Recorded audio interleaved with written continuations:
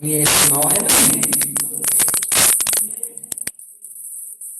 ya está mi estimado Henry. Henry, ¿me escuchas?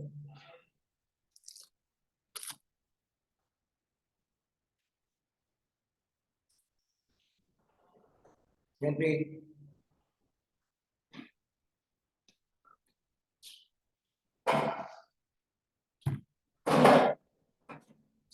Henry, ¿me escuchas?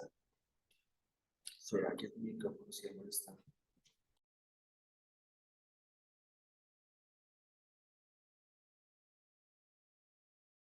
Hola, profe, el Señor le bendiga, buenas noches.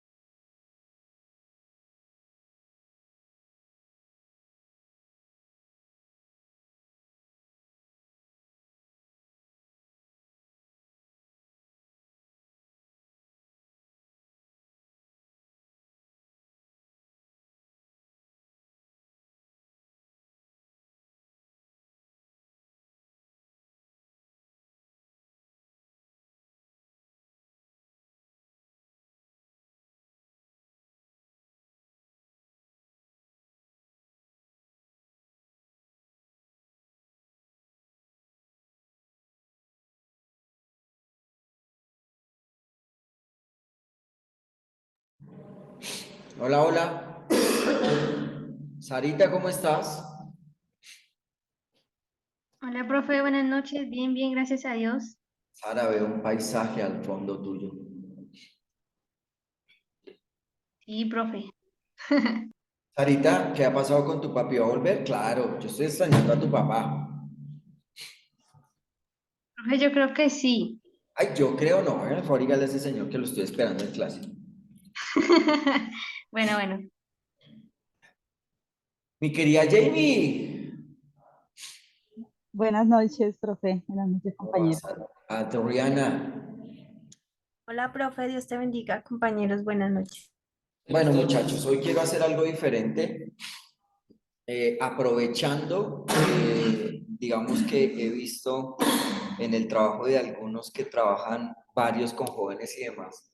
Entonces, yo quiero compartirles una investigación de aprovechar, perdón, este tiempo que tenemos, ¿sí? Mañana no nos vamos a ver mañana no nos vamos a ver, pero dentro de 8 días sí, para utilizar esas 2 horas, porque ya me había programado otra cosa para mañana, pero dentro de 8 días sí nos vamos a ver no el lunes, sino el martes, ¿listo? Para que lo tengan en cuenta, para aprovechar las 2 horas y hablarles un poco de mi investigación, porque creo que es útil para ustedes. Bueno, entonces voy a compartirles parte de la investigación que alguna vez hice ustedes, que son todos pilos y les gusta la investigación.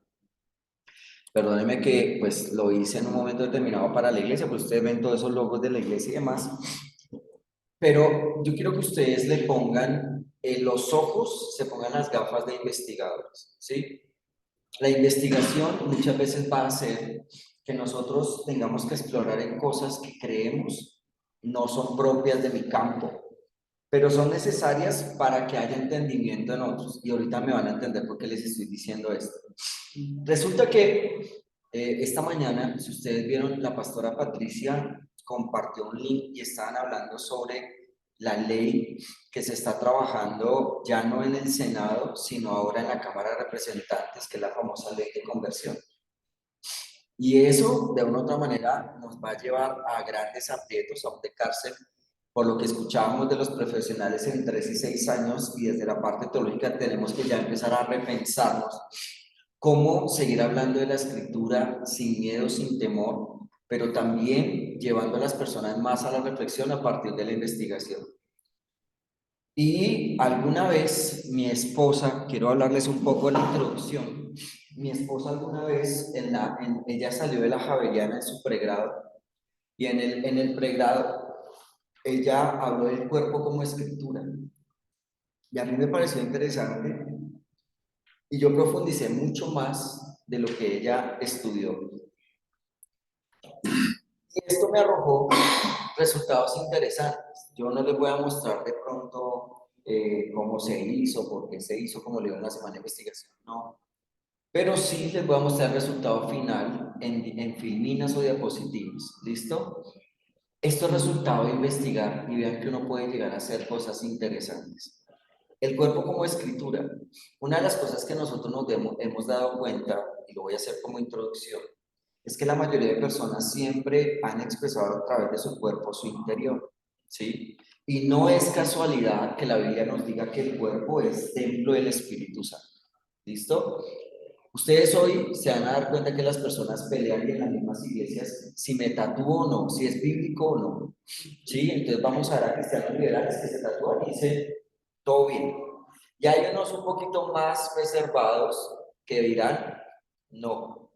Pero la idea no es solo hablar de lo que la Biblia dice, sino que la historia nos dice que la Biblia respalda. ¿Listo?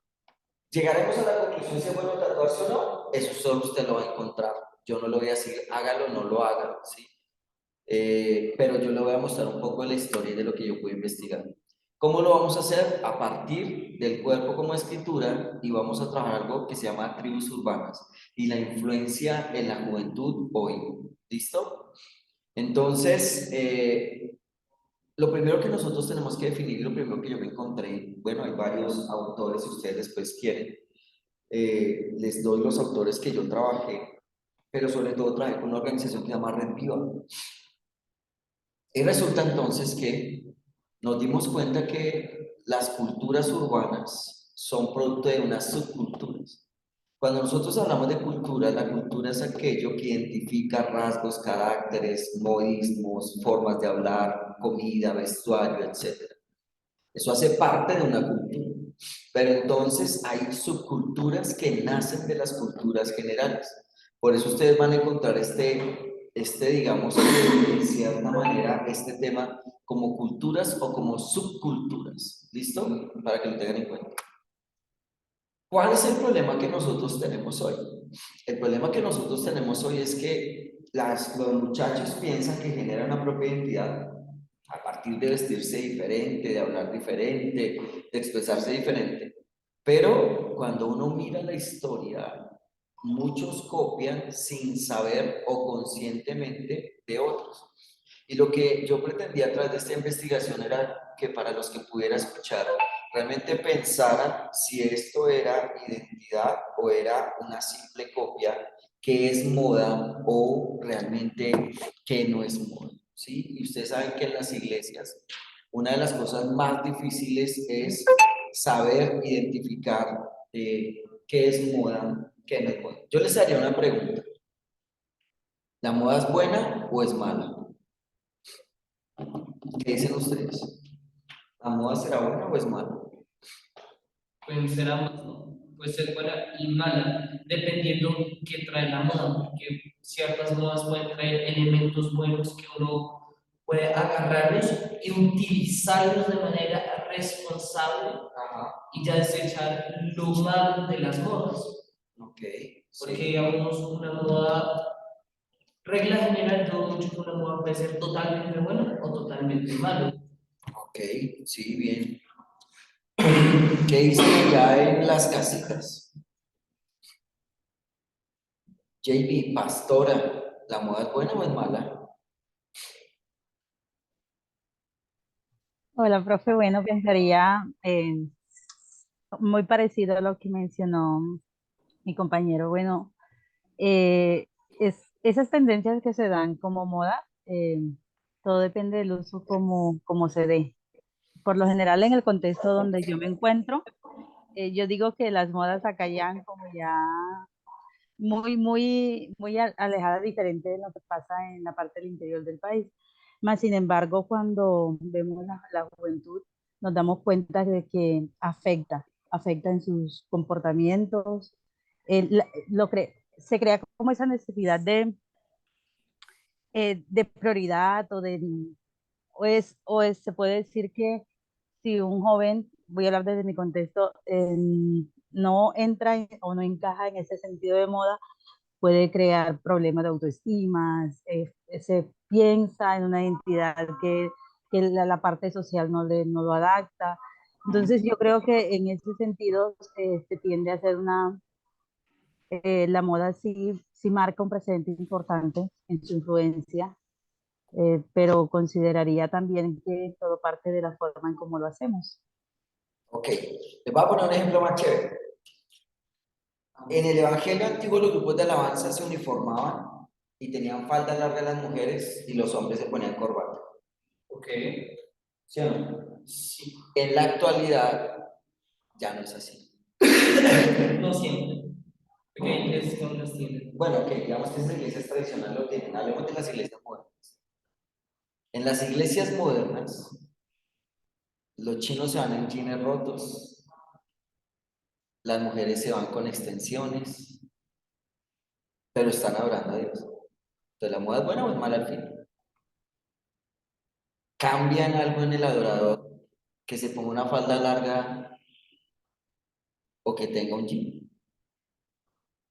A mi juicio, con lo que usted dijo, palabras que usted dijo de esa forma, para mí no.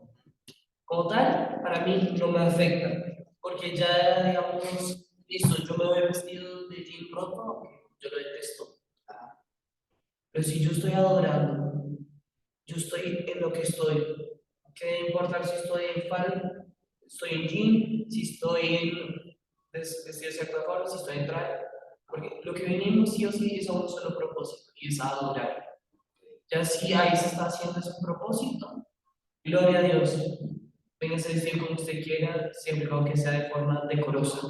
Decorosa, ahí está la palabra decoro. Bueno, ahí se los dejo. Yo no les voy a resolver eso tampoco. Pero ¿a qué vamos? Cuando nosotros hablamos de una primera fase de grupo urbano, ya les voy a explicar por qué les hice esa pregunta. Un grupo urbano puede ser cualquier urbe. Viene la palabra urbe, sociedad, comunidad. Entonces, en este momento nosotros somos un grupo urbano de estudiantes. Bueno, yo soy el maestro, pero en general somos estudiantes. Muchos pueden en un momento determinado estar en un Transmilenio y son una urbe. Esa urbe es una urbe de pasajeros que están en un bus todos juntos ocasionalmente. Hay grupos urbanos que se mantendrán en el tiempo, hay grupos urbanos ocasionales. Hay una segunda fase que es donde entra lo que les digo. Ya son no grupos transitorios, sino son grupos que en un momento determinado ya tienen ciertas identificaciones. La moda, por ejemplo. Y la moda no es mala. El problema es cuando la moda me controla a mí y yo no controlo la moda. Ahí ya hay un problema. ¿Sí? Hay personas que simplemente por la moda hacen miles de locuras y no controlan eso. Pero cuando usted es capaz de controlar y tiene bajo control la moda, le aseguro que va a haber un pensamiento y una distinción diferente. Pero viene una tercera fase, en la tribu urbana, o como se llaman subculturas urbanas. Esa tercera fase, tiene algo muy diferente, y es que ya no solo nos vamos a vestir igual, sino que vamos a tener unas características particulares y especiales que hacen parte y son autóctonas de ese grupo o esa comunidad, ¿sí? Que se sale, obviamente, de lo convencional, que sale del paradigma normal de la urbe general. Por eso estamos hablando de una subcultura, algo que nace de una cultura más grande. Y eso es, entonces, de lo que vamos a hablar en esta noche, de las famosas subculturas, donde empiezan a identificar esos primeros visos de no solo identificarse por la moda, sino por íconos. Y lo primero que vamos a hablar es de un señor que se llamaba Bob Marley. Bob Marley, para los que de pronto son muy cristianos y no saben, es uno de los, bueno, era uno de los exponentes más grandes de la música reggae, ¿sí? Este personaje se caracterizó no solo por su música, sino porque él era un defensor del consumo de marihuana, ¿no? Entonces, una de las cosas que lo hizo característico de la época, precisamente fue su desempeño, no solo en la música, sino porque era ícono del reggae. Esto hizo que muchos tuvieran una fijación por algo que se llaman las dreadlocks. ¿Qué son las dreadlocks? Red Lotus, profe. O- Algo así. No estoy. A eso le llamaron las extensiones que ustedes ven en el cabello. Ah, dreadlocks. Sí. Entonces, esas extensiones de cabello son las que precisamente hicieron característico algo que se volvió moda porque Bob Marley lo tenía. Muchos empezaron en la época del reggae a utilizar y identificarse con cantantes y hacer lo mismo. Y hoy lo vemos también, ¿no? Si ustedes vieron el concierto de La Bichota, para mí fue increíble ver cómo más de uno se fue vestido como de niña, todos de rosado, una locura esa vaina. ¿Sí? Es la influencia que una persona puede tener sobre muchas. ¿Sí? Y esa influencia la vamos a ver marcada. Ahora, ¿cuál es el problema? Que algunos en el desconocimiento pensaron que todos los Rastafari eran drogadictos y con sus extensiones de cabello. Ajá, con sus extensiones de cabello. Pero ¿qué pasa? Resulta que cuando nosotros nos vamos a la historia, tenemos que irnos definitivamente, obviamente sí, a Jamaica 1930.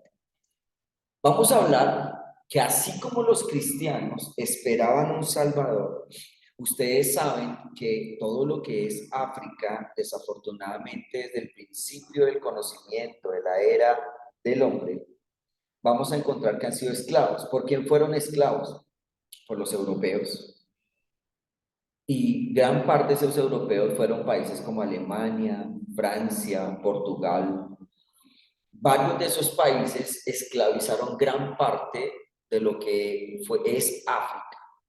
Ustedes saben que África se libera de la esclavitud más o menos en el siglo XX, se abre en 1900 algo cuando aparece, se me olvidó el nombre de este gran personaje, africano, ¿no? Bueno, que él empezó a hablar de derechos humanos y él empezó, Nelson Mandela. Pero eso era No, apartheid. pero ¿era qué? No, eso era apartheid.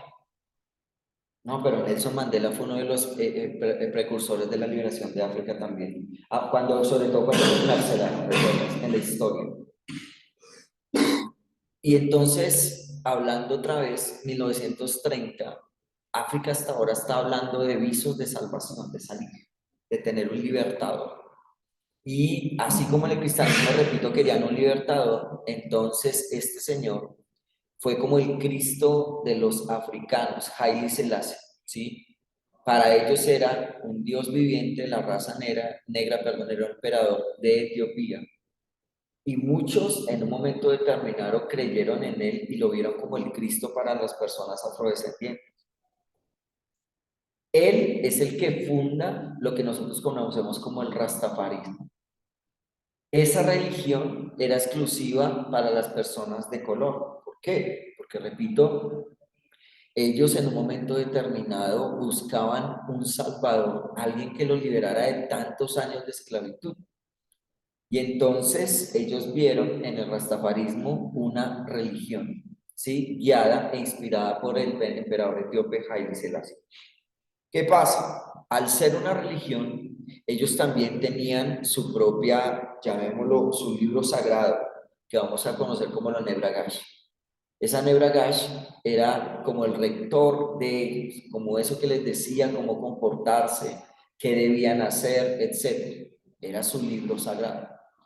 Dentro de las ceremonias, por ejemplo, ellos utilizaban, cuando alguien se casaba, colocaban alrededor de la pareja encerrados en una carpa el tocar tambores, y eso significaba que la pareja se estaba uniendo.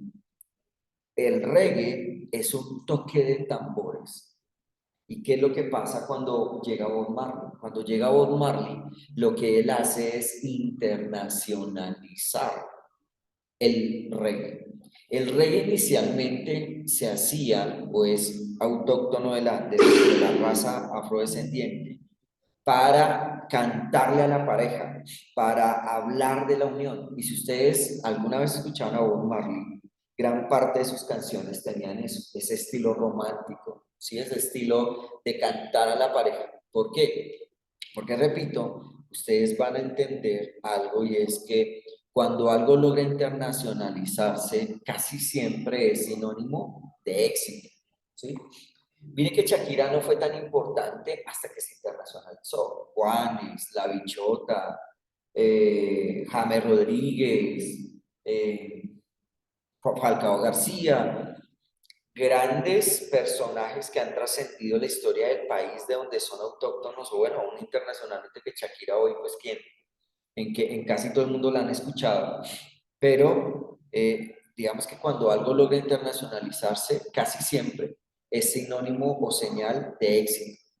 ¿Qué pasa con Bob Marley? Cuando él se internacionaliza y el reggae se internacionaliza, pues naturalmente mucha gente pensó que el fundador del reggae era Bob Marley, pero no, él fue uno de los grandes expositores. ¿Y entonces qué pasa con esto? Los Rastafaris, ¿cierto? Veían en sus dreadlocks, ellos veían como el recubrimiento que debería tener el sacerdote, ¿sí? Ese Rastaman, que en un momento determinado auspiciaba las ceremonias. Pero si usted analiza un poquito la historia, es por las sales del mar y por las condiciones climáticas que a ellos se les forma ese tipo de forma en su cabello. Y desafortunadamente, pues muchos copian. Entonces, si usted se da cuenta en lo que yo le pongo aquí a mano derecha, por ejemplo, si una persona de color blanco quiere ser Rastafari, no, porque es algo exclusivo de la raza negra. Si alguien cree que ser Rastafari es fumar marihuana, tampoco, porque como es una religión, la mayoría de las religiones no promueve en un momento determinado el consumo de alucinógenos. Claro, en África se utiliza la marihuana, pero sobre todo, ¿para qué? Para el acto o para las curaciones, o sea, de tipo medicinal. Entonces, porque algunos dicen, no, es que en el rastafarismo sí, no, en el rastafarismo se utiliza la marihuana para términos medicinales. Pero, pues Bob Marley, ustedes lo saben, él sí promovía el consumo de la marihuana porque pues él era un consumidor de la misma, ¿no? Hacia los años 50, estamos hablando de 1930, ahora nos saltamos un poco hacia el 50. Tenemos que hablar ahora de otro grupo, que son los famosos hard mods. ¿Quiénes fueron estos hombres? Estos hombres resulta que vienen de una época en la que la revolución industrial empieza a tomar auge. ¿Qué pasa? Muchos abandonaron el campo para irse a trabajar a las empresas, pero las distancias eran muy largas y el transporte era complicado. El problema del transporte masivo no es de ahora. El problema del transporte masivo ha sido milenial, que otros países lo han podido resolver mucho mejor que otros, total. Entonces, ¿qué pasa? Aparecieron estas famosas motos, las motos Vespa, y algunos que tenían, digamos que, la posibilidad de comprar estas motos, empezaron a salir de sus casas en moto a las empresas y obviamente de vuelta. Pero ¿qué pasa? En el camino empezaron a encontrarse varios de los que iban muchas veces o a la misma fábrica o si no, a lados circundantes. ¿Eso qué propició? Que se volviera una moda el andar en motos y juntos. ¿Sí? Ellos empezaron en un momento determinado a utilizar el pantalón botatubo y muchos utilizaron botas porque las botas eran señal de la raza obrera, o sea, parte de la dotación siempre la raza obrera han sido las famosas botas. Ellos utilizaban también tirantes y eso se volvió no solo una moda que era normal ya dentro de la época, sino que también el andar en motos hizo que empezara ese movimiento motero, ¿sí? Algunos creen que los primeros en empezar a andar en gavilla, perdónenme la expresión, fueron los famosos harlistas, pero realmente fueron estos, los hard mods, los que aparecieron en la época entre 50 y 60, y ellos eran como ellos podríamos decir que sí fueron los padres del motismo, ¿sí? No fueron los Harley Davidson, los harlistas, ellos fueron posteriores. Entonces, esto se volvió una moda, pero ¿qué pasa? Más o menos hacia la misma época aparecen los famosos skinheads. Ellos en un momento también aparecen, pero ahora no quieren, ¿cierto? Solo volver moda el andar en moto o vestirse de alguna manera, sino que ellos empiezan a protestar en ese socialismo que se da en la época en contra de los abusos de los patrones, de los abusos de las empresas, de todo este desarrollo industrial. Y entonces, ¿qué pasa? Ellos ahora van a utilizar las botas, pero ya no afuera, ya no adentro, sino afuera. Ellos también van a utilizar el famoso pantalón entubado, pero para diferenciarse en cierta manera de los Harmots, ellos van a raparse las cabezas. Esta fue, digamos, con la tribu urbana que empieza a dar los primeros brotes de violencia, de resistencia, de ya no tener a grupos pacíficos, ¿sí? Y empieza todo un desarrollo entonces ligado a todo este movimiento capitalista, socialista y bueno, y todo lo que usted ya conoce en pleno auge de la revolución industrial, que después aparece el neoliberalismo y bueno, todo esto en esas corrientes sociales y políticas, pero ellos fueron influyentes para la época en el tema de la revolución industrial. Ahora, luego resulta que algunas mujeres empezaron a unirse a estos movimientos. Y pues para la época de 1950, aunque la mujer ya había dado avances en la época de esos primeros visos de feminismo, las mujeres todavía eran muy recatadas. Algunos historiadores dicen que las primeras mujeres en utilizar pantalón fueron precisamente a partir de la revolución industrial, estas mujeres. Claro, cambiar de unas faldas pomposas del siglo XVI, XVII a utilizar pantalón y ahora muchas a raparse la cabeza, pues esto fue lo que les digo a partir de los skinhead. Empieza a dar como una especie ya de unión de grupos, pero protestando ya no de una manera pacífica, sino dando algunos brotes ya diferentes de violencia. Otros que también protestaron socialmente fueron los famosos hippies hacia el año 50. En el año 50 nosotros vamos a ver un desarrollo de hipismo en Estados Unidos. Muchos de ellos eran padres de creyentes Y una manera de ir en contra de ese cristianismo fue precisamente liberándose y empezando a ir en contracorriente de lo que tradicionalmente Estados Unidos tenía. Los hippies se conocieron porque fueron esos primeros grupos salidos de lo cotidiano, ¿sí? Y ellos tenían el famoso símbolo que es este. ¿Se acuerdan? Este. Aunque ese primero se usó en Segunda Guerra Mundial, creo, ¿no? ¿Qué? Churchill hacía este para Be the Victory. Sí, pero claro, pero en este grupo determinado también se utilizó mucho este símbolo. ¿Por qué? Porque era paz y amor. La paz que les producía la marihuana y el amor porque ellos promovían el tener relaciones sexuales al aire libre.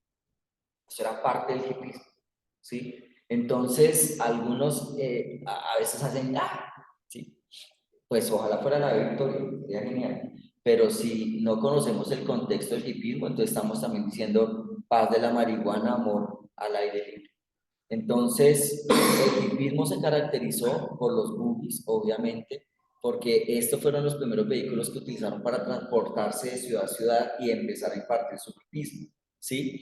Y pues digamos que para la época fue complicado, porque pues Estados Unidos en ese momento era muy conservador.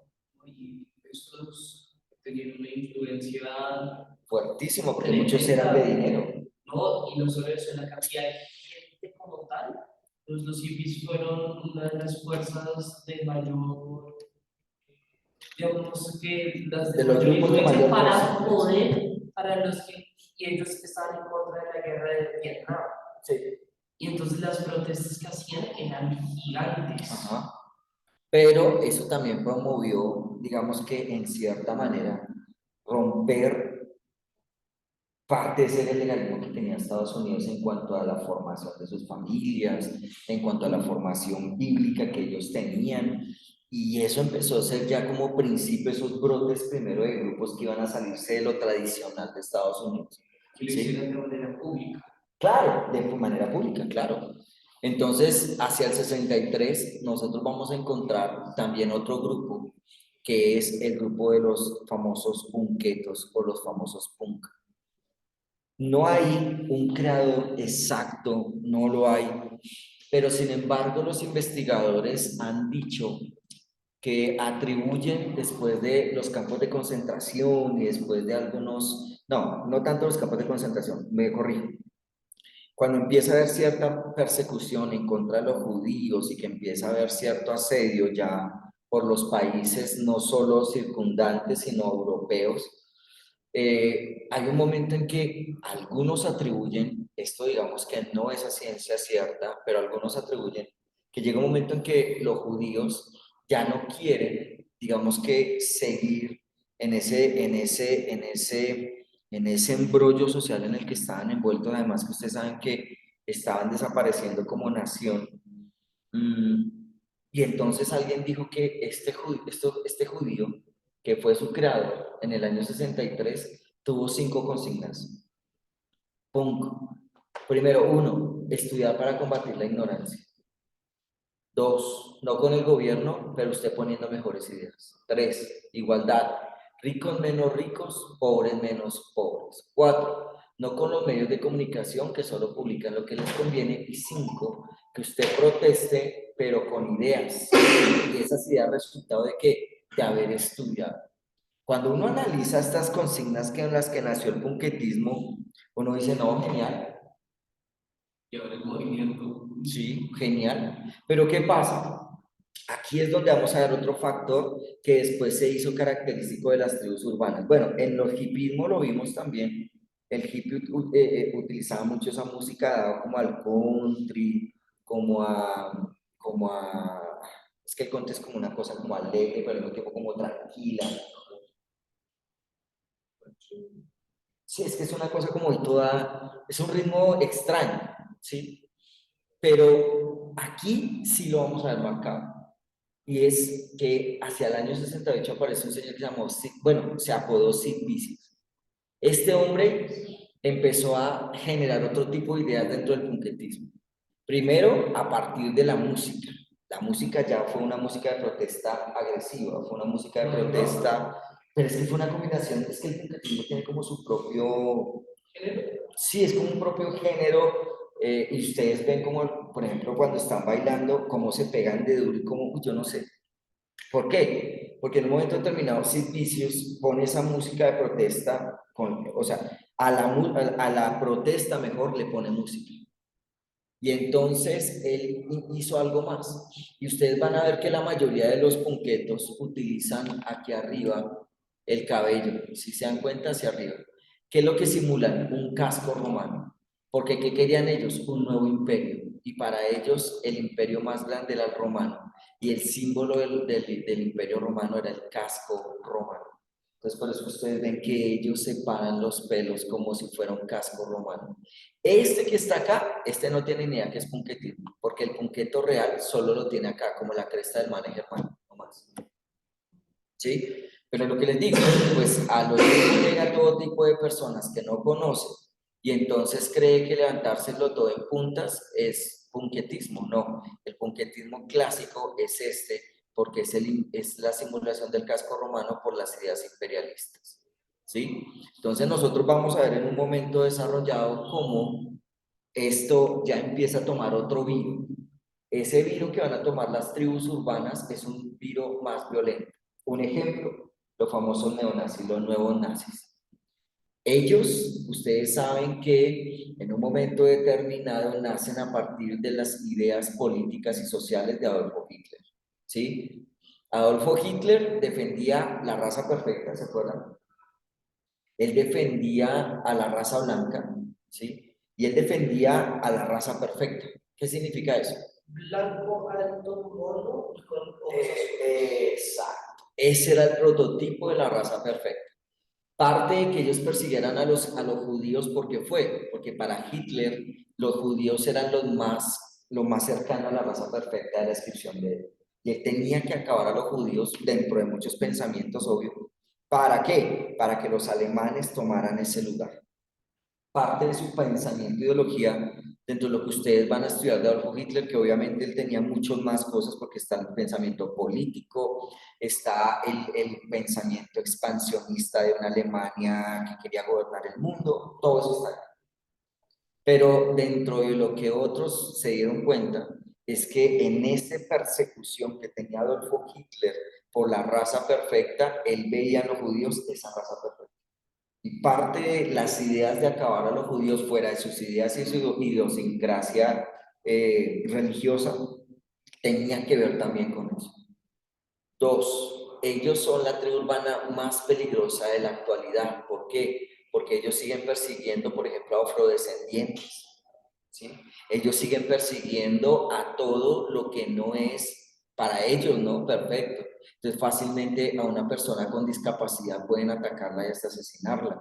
Todo lo que para ellos no persiga las ideas del Führer, para ellos va en contra de ellos. Ahora, cuando usted se pone a pensar en Adolfo Hitler, era bajito, moreno, de cabello negro, es esa cosa como contradictoria de la época, ¿no? Como decir, o sea, hay cosas que en Adolfo Hitler eran muy descifrables.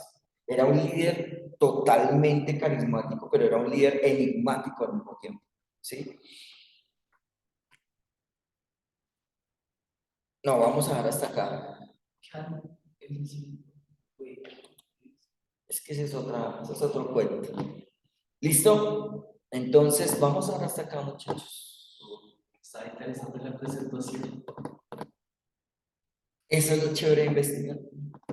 Se podría hacer entonces, por así decirlo, una distinción, digamos, dentro de los, digamos, ¿usted se acuerda de las protestas del 21 como tal?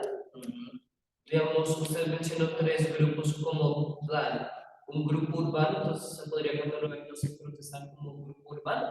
Sí, que no, solo se unen ocasionalmente. Ya después se podría decir los más violentos. Más que violentos, los sub ya buscan unos principios y rasgos de identidad conjunta. Entonces, la primera línea se podría catalogar como sub o eso ya está Una sub sería una segunda, porque es que la primera línea es cualquier grupo urbano, que en un momento determinado, ocasionalmente, pueda reunirse. ¿sí? En este momento, cuando hablamos del grupo urbano, es todas las personas que pertenecen a la urbe de la ciudad.